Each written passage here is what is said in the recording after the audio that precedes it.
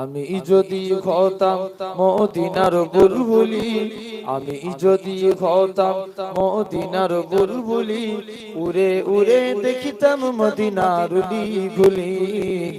আমি যদি হতাম মদিনার বুলবুলি, উড়ে উড়ে দেখিতাম মদিনার গুলি। শুনতাম মসজিদ নববীর মধুর আজান, শুনতাম মসজিদ নববীর মধুর আজান, সুরে সুরে উড়তাম মদিনার আসমান। জোরে হবে না? আরেকটু জোর করে হবে না? শুনতাম মসজিদ নববীর মধুর আজান, সুরে সুরে উড়তাম মদিনার আসমান, মদিনার আসমান।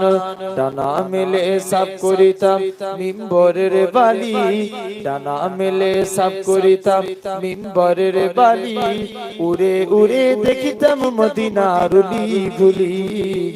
আমি যদি হতাম মদিনার বুলবুলি, আমি যদি হতাম মদিনার বুলবুলি, উড়ে উড়ে দেখিতাম মদিনার গুলি। হৃদয় শীতল করেছে মদিনার বাতাস, হৃদয় শীতল করেছে মদিনার বাতাস, মুছে যাবে মনের জ্বালা পেলে সুভাষ। আরো জোরে হবে না? হৃদয় শীতল করেছে মদিনার বাতাস, মুছে যাবে মনের জ্বালা পেলে সুবাস, পেলে সুবাস। মিটবে পিপাসা দেখিলে রোজার জালি, মিটবে পিপাসা দেখিলে রোজার জালি, উড়ে উড়ে দেখিতাম মদিনার গুলি। আমি যদি হতাম মদিনার বুলবুলি, আমি যদি হতাম মদিনার বুলবুলি, উড়ে উড়ে দেখিতাম মদিনার গুলি।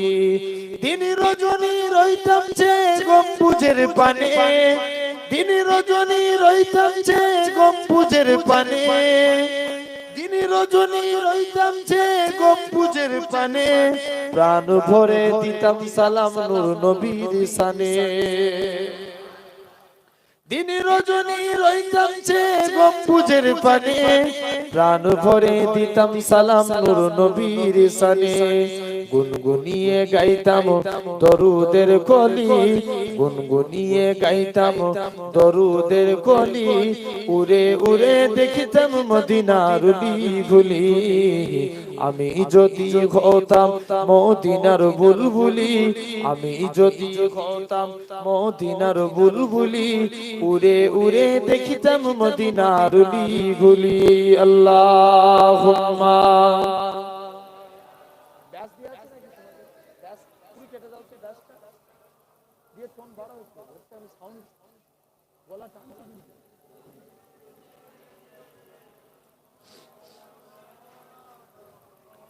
কালেমা লা ইলাহা ইল্লাল্লাহ।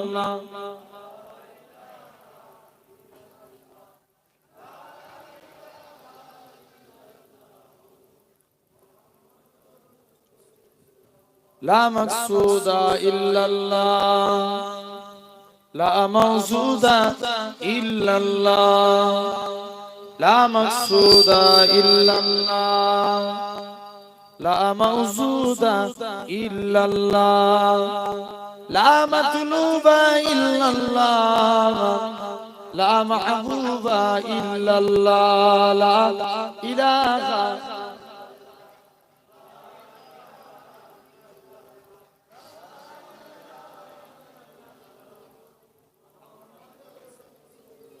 জমিনের মালিক যেই আল্লাহ, আসমানের মালিক সেই আল্লাহ, জমিনের মালিক যেই আল্লাহ, আসমানের মালিক সেই আল্লাহ। উম্মত আমরা রাসূলুল্লাহর বান্দা, আমরা তুমি আল্লাহর। লা ইলাহা লা ইলাহা ইল্লাল্লাহ। قال الله تعالى في كلامه المجيد الفرقان الحميد وما محمد إلا رسول قد خلقني قبله رسول وقال رسول الله صلى الله عليه وسلم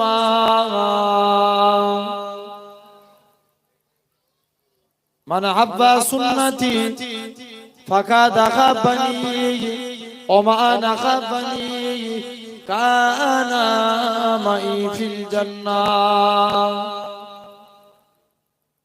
وقال رسول الله صلى الله عليه وسلم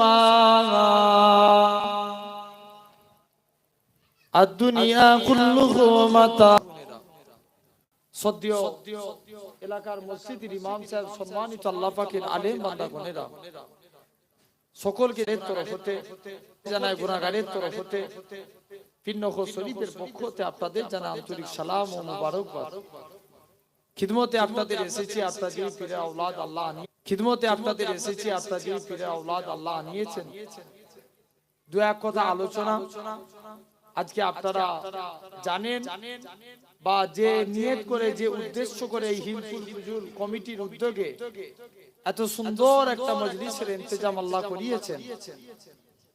আল্লাহ পাকের দরবারে কোটি কোটি শুকর যে আল্লাহ আপনার আমার শরীরকে সুস্থ রেখে সবল করে তামাম গুনাহ থেকে দূরে সরিয়ে রেখে এমন এক কুরআন হাদিসের মাহফিলের মধ্যে বসার তৌফিক দিয়েছেন যে মাহফিলটার মধ্যে বসলে আল্লাহ এমনি গুনাহ maaf করে দেয়। জোরে বলবেন না? শুধু তাই নয়, বড় নিয়ামতপূর্ণ চাঁদ বড় নিয়ামতপূর্ণ রাত্রিতে আমরা বসি, ঠিক কি না? যে রজনীর নাম আটটার এটাই হলো আজকের রাত, আশুরার রাত, অর্থাৎ ইবাদতের রাত, আজকের রাত। যে রজনী এই মুহররম মাস দুটো সাইড আছে। একটা সাইড হলো পূর্বেকার যুগের তামাম নবীদের শরীয়তে আল্লাহ এক একটা নবীকে আল্লাহ পরীক্ষায় ফেলেছিলেন। এই মুহররমের টাইমে এই আশুরার 10 তারিখের দিন আল্লাহ তাদেরকে মুক্ত করেছেন। এটা একটা সাইড। আর একটা সাইড হচ্ছে উম্মতে মুহাম্মাদিরা শোকাহত মর্মাহত যে আল্লাহ রাসূলের নাতি ইমামে হাসান ইমামে হুসাইন রাদিয়াল্লাহু তাআলা আনহুমা হুজুর দিওকে আল্লাহ রাসূলের উম্মতের মধ্যে একদল মুনাফিক উম্মত নির্মম ভাবে ইমামে হুসাইনকে কারবালা প্রান্তরে শহীদ করেছিল, যার কারণে উম্মতে মুহাম্মাদি মর্মাহত একটা আমরা শোকাগ্রস্ত। তাহলে দুটো সাইড। এই মুহররম মাসের করণীয় কি? আমরা আরবি মাসে যেমন প্রথম মাস হচ্ছে মুহররম, ইংরেজির প্রথম মাস জানুয়ারি, বাংলার প্রথম মাস হচ্ছে বৈশাখ, তেমনি আরবিকের প্রথম মাস মুহররম মাস। এই মুহররম মাসের একটা গুরুত্ব আছে কি? রাসূলুল্লাহ বলছে তোমরা আশুরা রোজা রাখবে। অনেকে দেখবে রোজা পালন করে, করে না করে না, রোজা পালন করে। রাসূলুল্লাহ বলছে যে আশুরা রোজা রাখলো সে আল্লাহ তার জীবনের সারা বছরের গুনাহকে আল্লাহ এক বছরের গুনাহকে maaf করে দেয়। আরো জোর করে হবে না? রাসূলুল্লাহর কাছে সাহাবা হুজুর আরজ করলেন, ইয়া রাসূলুল্লাহ হাবিবাল্লাহ আমরা তো আশুরা রোজা রাখবো, এই মুহররম মাসের গুরুত্ব অনেক বেশি, কেননা আল্লাহর কাছে সম্মানিত 4টি মাস, এই 4টের মধ্যে একটা হলো মুহররম, যে মাসে অন্যান্য মাসের তুলনায় মানুষ গুনাহ করে, ঠিক কথা, কিন্তু মুহররম মাসে একটু ইবাদত বন্দেগী বেশি করতে হয়, গুনার কাজ থেকে নিজেদেরকে বর্জন রাখতে হয়। যে মুহররম মাসে রাসূলুল্লাহ সাহাবীরা আরজ করলেন, ইয়া রাসূলুল্লাহ হাবিবাল্লাহ এই মুহররমে আমরা যে রোজা রাখবো, যদি আশুরার একদিন রোজা রাখি তবে পূর্বেকার যুগে মুসা নবীর উম্মত অর্থাৎ ইহুদিরা তারা রোজা রেখে এসেছে, ঈসা নবীর উম্মতেরা রোজা রেখেছে। হুজুর আমাদের যদি আমরা রোজা রাখি তাদের তো অনুসরণ করা হয়ে যাবে, হবে না? হবে না? প্র্যাকটিক্যালি অনুসরণ করা হয়ে যাবে। ইসলাম কি কারণ অনুসরণ করে চলে? কথা বলেন। ইসলাম কারণ অনুসরণ করে চলে? ইসলাম কারণ অনুসরণ করে না। ইসলাম কি সর্বশ্রেষ্ঠ ধর্ম? যে বলা যাবে ইসলাম সর্বশ্রেষ্ঠ বলা যাবে? আমি বলছি বলা যাবে না। ইসলাম সর্বশ্রেষ্ঠ ধর্ম না। যদি বলেন কেন? ওয়াজ বুঝার জিনিস না শোনার জিনিস? বুঝার জিনিস। বুঝলে আবু বকর, না বুঝলে আবু জেহেল। তোমরা কার দলে থাকবে? আবু বকরের দলে, ঠিক কি না? কারা কারা আবু বকরের দলে একটু হাত তুলে তাকবীর দাও দেখিনি। নারে তাকবীর, আরো জোরে হবে নারে তাকবীর। আল্লাহ কবুল করে না। আমরা তো প্রত্যেকই আবু বকরের দলে। মেন জিনিস বুঝতে হবে। মনে করেন আমি বুঝানোর জন্য বলছি, একটা ছেলে মাধ্যমিকে র‍্যাঙ্ক করেছে, র‍্যাঙ্কিং হয় 1 থেকে 10 পর্যন্ত, ঠিক কি না? 1 থেকে 10 পর্যন্ত র‍্যাঙ্কিং হয়। এখন যে টপার সে ফার্স্ট হয়, বাদ বাকি 9টা ছেলেকে আপনি খারাপ বলতে পারবেন? 10 জন যে মাধ্যমিকে র‍্যাঙ্ক করেছে, এই 9টা ছেলেকে আপনি খারাপ বলতে পারবেন? এরাও কিন্তু র‍্যাঙ্ক করেছে, কিন্তু টপার হতে পারেনি। এরা শ্রেষ্ঠ, ওদের মধ্যে যে ফার্স্ট হয়েছে সে সর্বশ্রেষ্ঠ। অনুরূপ ভাবে আল্লাহ রমজান মাসকে বলছে শ্রেষ্ঠ মাস, কারণ রমজান মাসে পবিত্র কালামুল্লাহ শরীফ কুরআন নাজিল হয়েছে। রমজান মাসে একটা রজনী এসেছে, যে রাতটার নাম লাইলাতুল কদর। যে এক রাত ইবাদত করলে লাইলাতুল কদরে খায়রুম মিন আলফি শাহর, যে এক রাত ইবাদত করলে আল্লাহ 1000 মাসের থেকেও বেশি সওয়াব দেয়। ওই একটা রজনীর জন্য রমজান মাস শ্রেষ্ঠ মাস। কি মাস? শ্রেষ্ঠ মাস। আর রবিউল আউয়াল সম্পর্কে, রবিউল আউয়াল মাস সর্বশ্রেষ্ঠ মাস, কারণ রবিউল আউয়াল মাসে নবীজি এসেছেন যেই রজনীটা, ওই রজনীটাকে বলা হয় লাইলাতুল মিলাদে মুস্তাফা সাল্লাল্লাহু আলাইহি ওয়াসাল্লাম। নবীজির খাতিরে রবিউল আউয়াল হলো সর্বশ্রেষ্ঠ মাস। তাহলে রমজান শ্রেষ্ঠ, রবিউল আউয়াল সর্বশ্রেষ্ঠ। এখন বলেন, প্রশ্ন এখানে, রমজান যদি শ্রেষ্ঠ না হতো, রবিউল আউয়াল সর্বশ্রেষ্ঠ হতো? তাহলে আগে রমজানকে শ্রেষ্ঠ হতে হয়েছে, তারপরে রবিউল আউয়াল সর্বশ্রেষ্ঠ। অনুরূপ ভাবে আমরা যদি ইসলামকে সর্বশ্রেষ্ঠ বলে মানি, প্রতিটা ধর্মকে আপনাকে শ্রেষ্ঠ বলে মানতে হবে। কথা বুঝাতে পারছি না আমি? প্রতিটা ধর্মকে শ্রেষ্ঠ বলে মানতে হবে। এখন ইসলাম ধর্ম অনুসরণ করে অন্য ধর্মের অনুসরণ করা যাবে? এ সম্পর্কে আল্লাহ পাক কুরআন শরীফ সূরা বাকারা 208 নম্বর আয়াতের মধ্যে আল্লাহ বলছেন, ইয়া আইয়ুহাল্লাযীনা আমানু উদখুলু ফিস সিলমি কাফা। বান্দা, তোমরা যারা ঈমান এনেছো, পরিপূর্ণভাবে ইসলামে প্রবেশ করো। ইসলামে প্রবেশ করে কেউ যদি এই নিয়ত করে ধর্ম যার যার উৎসব সবার, ইসলাম থেকে সে খারিজ হবে। মানা যাবে? জোর করে বলেন, মানা যাবে? মানা যাবে না। আমার সোনার ভাইরা, যুবকেরা, তরুণেরা, তাহলে ইসলাম সর্বশ্রেষ্ঠ ধর্ম না। আমরা আল্লাহকে কজন বলে মানি? একজন। সন্দেহ হচ্ছে? একটু বলো, জোরে মুখ দিয়ে কথা বলে। আল্লাহকে কজন? একজন। নবী কজন? একজন। কুরআন এক। ইসলাম এক। ইয়েস, ইসলাম সর্বশ্রেষ্ঠ ধর্ম নয়, ইসলাম একমাত্র ধর্ম। আল্লাহর কুরআন বলে, ইন্নাদ দীনা ইনদাল্লাহিল ইসলাম। ইসলাম হলো একমাত্র ধর্ম, যার কোনো বিকল্প নাই। জোরে বলেন সুবহানাল্লাহ। আমার ভাইরা, যুবকেরা, তরুণেরা, সেই ইসলাম ধর্মের অনুসারী আমরা। তো আমরা অন্যদের অনুসরণ করতে পারবো? রাসূলুল্লাহ বললেন, বাবা তোমাদের যদি মনে হয়, বাবা সাহাবারা যাও, তোমাদের আশুরার দিনে যদি রোজা রাখতে প্রবলেম মনে হয় যে ইহুদিদের অনুসরণ করা হবে, তোমরা একদিন আগু পিছু রোজা করে নাও। অর্থাৎ কি 9 তারিখ 10 তারিখ, তা না হলে 10 11 আগু পিছু করে রোজা করে নিবে। তাহলে এতে করে ইহুদিদের অনুসরণ করা হবে না। জোরে বলেন সুবহানাল্লাহ।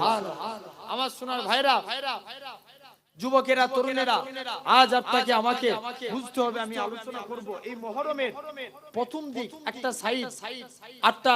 এই মুহররমের 10 তারিখের গুরুত্ব অনেক অনেক বেশি। আজকে যে মুহররম উপলক্ষ করে এই মাহফিল দিয়েছেন, এই বছরই প্রথম হচ্ছে, আল্লাহ কবুল করে নেন। ইমামে হাসান হুসাইনের সঙ্গে আল্লাহ, তারা তো জান্নাতি যুবকদের সর্দার।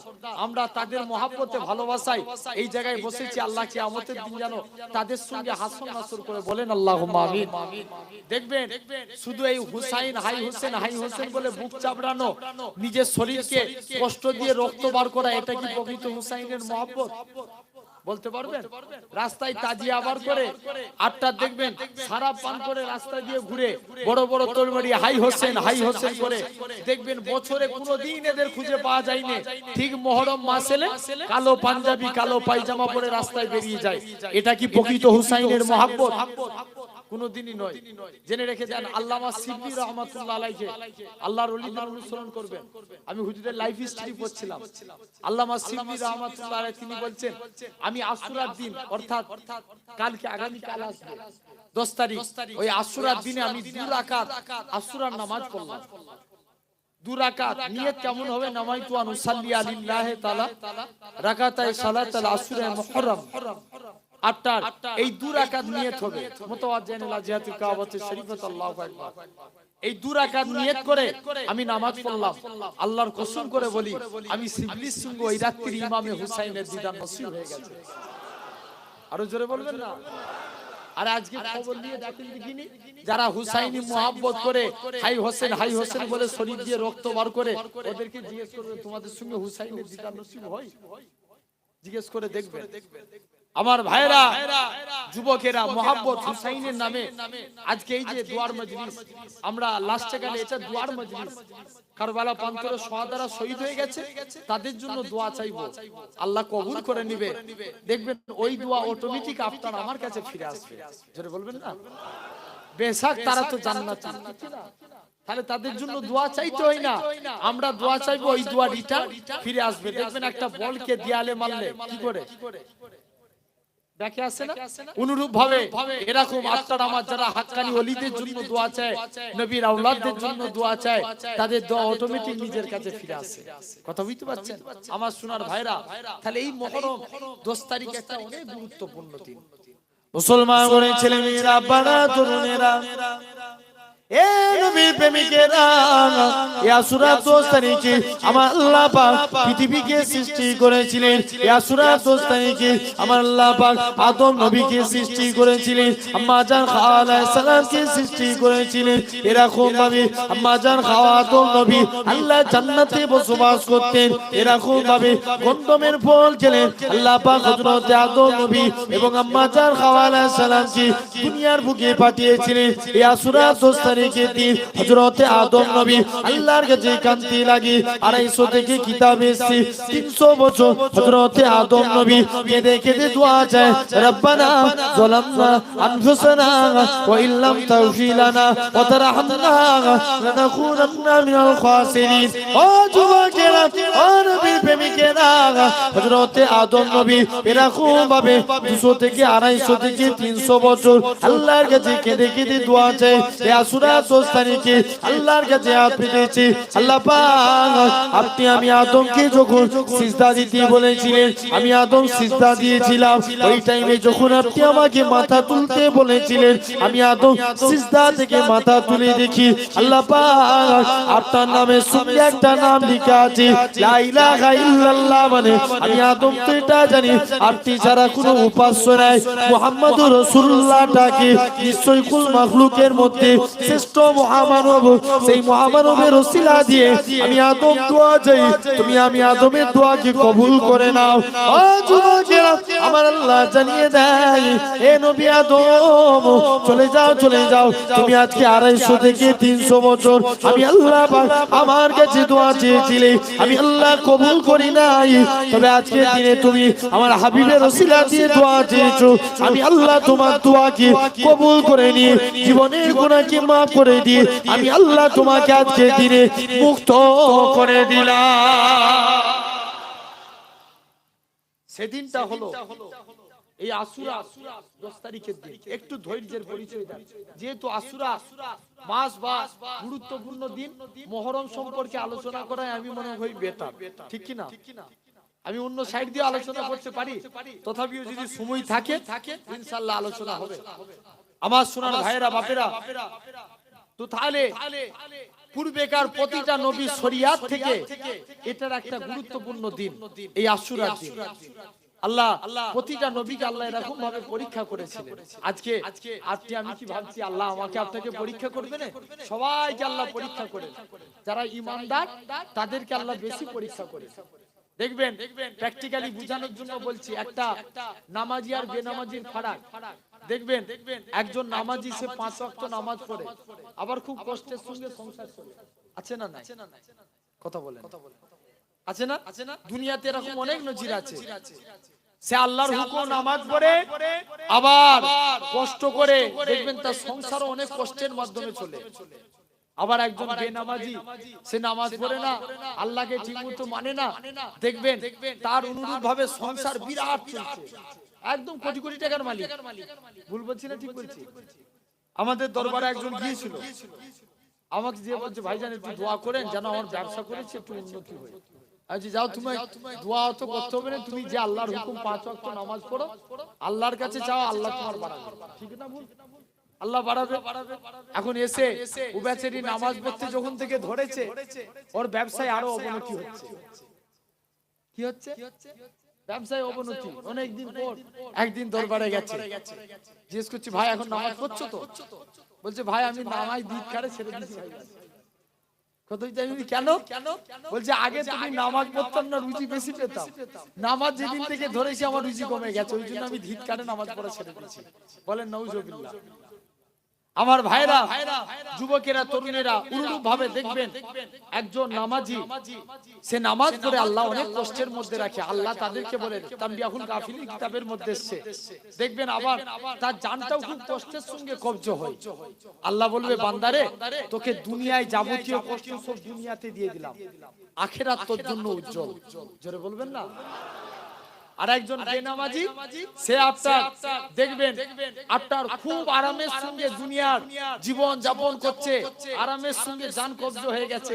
অনেকে বলে আমার বাপটা নামাজ পড়তনি, বলে এই যেন যখন মরে গেল সব জিজ্ঞেস করে কেমন ভাবে মরলো, এই যেন চুপ করে চোখটা চেয়ে আপনার ঘুমিয়ে গেলে যেমন হয় এরকম ঘুমিয়ে গেল, আরামের সঙ্গে জান কবজ হয়ে গেল।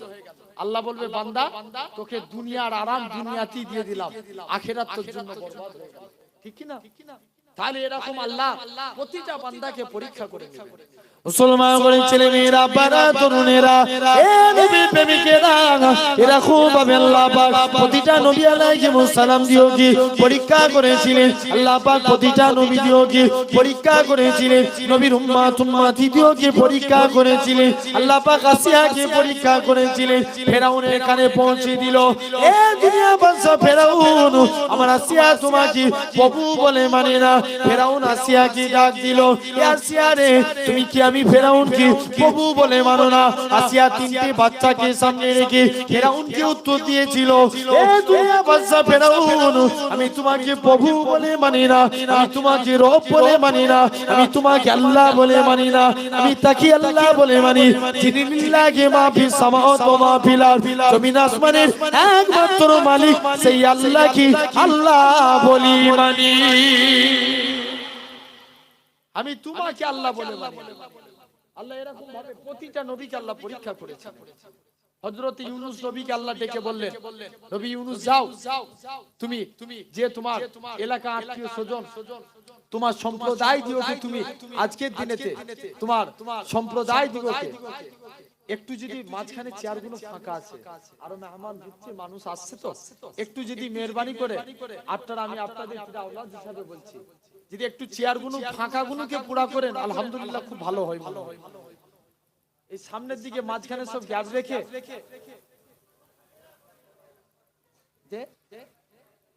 যে একটু সামনের দিকে একটু আগে চলে আসেন ভাই, আল্লাহর রাস্তায় একটু আগে চলে আসেন। আপনাদেরকে একটু কষ্ট দিচ্ছি, তথাপি একটু দরুদ শরীফ পড়েন, আল্লাহুম্মা।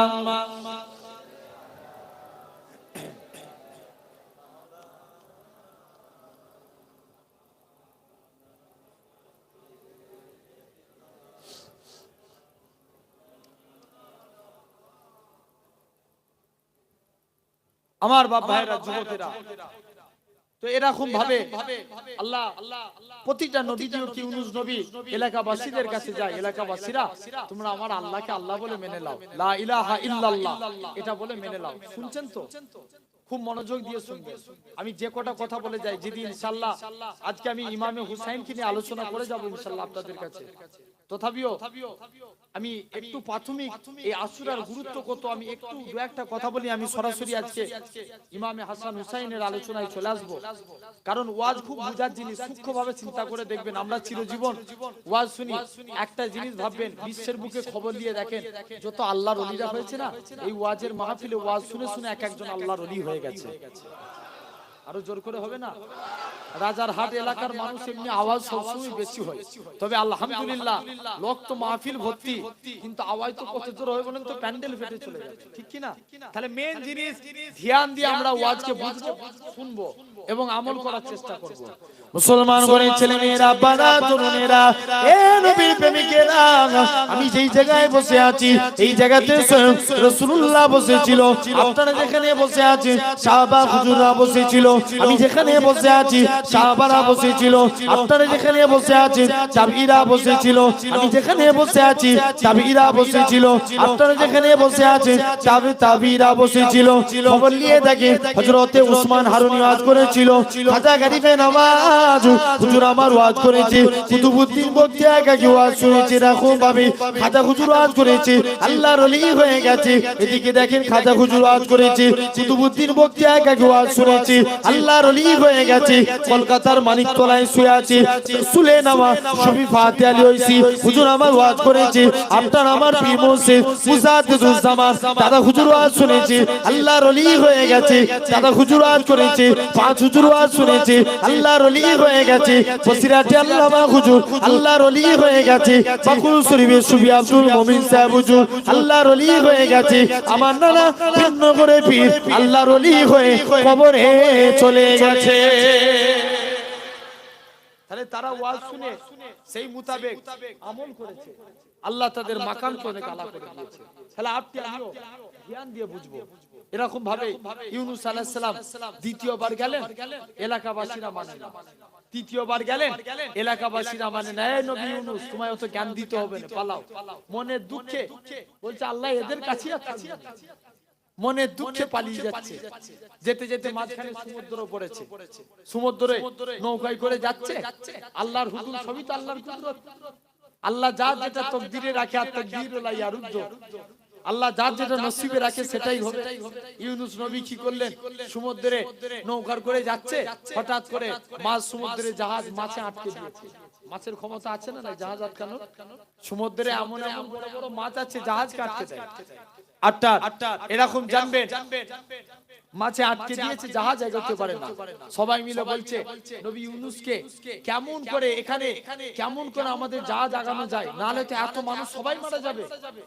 নাবিকেরা সবাই মিলে সিলেক্টেড করলো, এখানে একজনকে মাছের পেটে সামনে ফেলে দেওয়া হোক, মাছ তাকে নিয়ে গিলে খেয়ে নেবে, আমাদের জাহাজ ছেড়ে দিবে। বলে ফেলবো কাকে? যাকে ফেলতে যাবো কেউ কি ইচ্ছাকৃতভাবে জান দিবে? দিবে না। তারা সিলেক্টেড করলো একটা লটারি কাটা হোক, যার নাম লটারিতে আসবে তার নামই ইউনূস। তাকে ওই সমুদ্রের পানিতে ফেলে দেওয়া হবে। সবার নাম লেখা হয়ে গেল, ইউনূস নবীরও নাম লেখা হয়ে গেল। আল্লাহর কুদরত, লটারিতে ইউনূস নবীর নাম আসলো। ইউনূস নবীকে দুলা দিয়ে আটটার কি করলেন? সমুদ্রের পানিতে ফেলে দিলেন। সমুদ্রের পানিতে ফেলে দিয়েছে এমন সময়তে আল্লাহর নবী ইউনূস আলাইহিস সালাম মাছের পেটে আছে। আল্লাহ হুকুম করছে, দরিয়ার মাছ তোর পেটে আমার বন্ধু ইউনূস আছে, তুই সহি সালামতে রেখে দে। যেটা বলবেন এরকম ভাবে 40 দিন ইউনূস নবী মাছের পেটে রইলেন। আল্লাহর কাছে দোয়া চাইতে লাগলেন, লা ইলাহা ইল্লা আনতা সুবহানাকা ইন্নী কুনতু মিনাজ জালিমিন। যেটা আমরা দোয়া ইউনূস বলি, একা টানে 40 দিন দোয়া চাইতে লাগে। আল্লাহ 41 দিনের মাথায় ইউনূস নবীকে মাছের পেট থেকে মুক্ত করেছিলেন। এটা হলো সেই দিন, সেই এই দোসরা অর্থাৎ আশুরার দিন। আপনার গতকাল, আপনার আগামী কাল যে আসছে অর্থাৎ আজকের রাত কালকের দিন, এই আশুরা একটা মাহাত্ম্য গুরুত্ব অনেক বেশি। হযরত আইয়ুব আলাইহিস সালাম, কোন আইয়ুব নবী? আল্লাহ যাকে কুষ্ঠ রোগ দিয়েছিলেন, আল্লাহ পরীক্ষায় ফেলে দিলেন। আল্লাহ ফারিস্তারা বলা কওয়া করছে, আল্লাহ তোমার আইয়ুব মনে হচ্ছে তোমাকে আগের মতো ভালোবাসে না। আল্লাহ বলছে, না রে ফারিস্তা, আমার আইয়ুব ঠিক আমাকে আগের মতই ভালোবাসে। না আল্লাহ বলছে পরীক্ষা করব, দেখবি। আইয়ুব নবীকে আপনার প্রচুর গবাদি পশু চাষ করতেন, একটা একটা করে সব গবাদি পশু নষ্ট হয়ে গেল। বাদশা ছিলেন দেশে, যত ফসল চাষ করেছিলেন সমস্ত ফসল একটা একটা করে সব ফসল নষ্ট হয়ে গেল। আল্লাহ পরীক্ষায় ফেললেন। তারপরেও আইয়ুব বলছে, আল্লাহ তুমি যাতে রাজি, আমি আইয়ুব যাতে রাজি।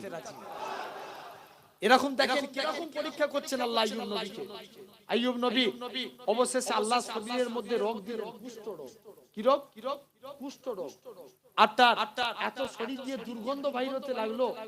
আটটার হুজুরের যত সেবিকা ছিল 7 জন সেবিকা সবাই ছেড়ে দিয়ে পালিয়ে গেল।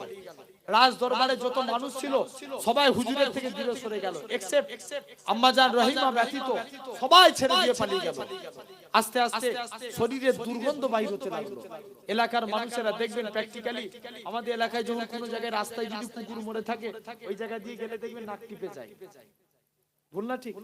বাস্তব একদম। আইয়ুব নবীর শরীর দিয়ে এত দুর্গন্ধ বাইর হতে লাগলো, এলাকার মানুষরা টিকতে পারে না। আম্মাজান রহিমাকে বলে আপনার স্বামীকে নিয়ে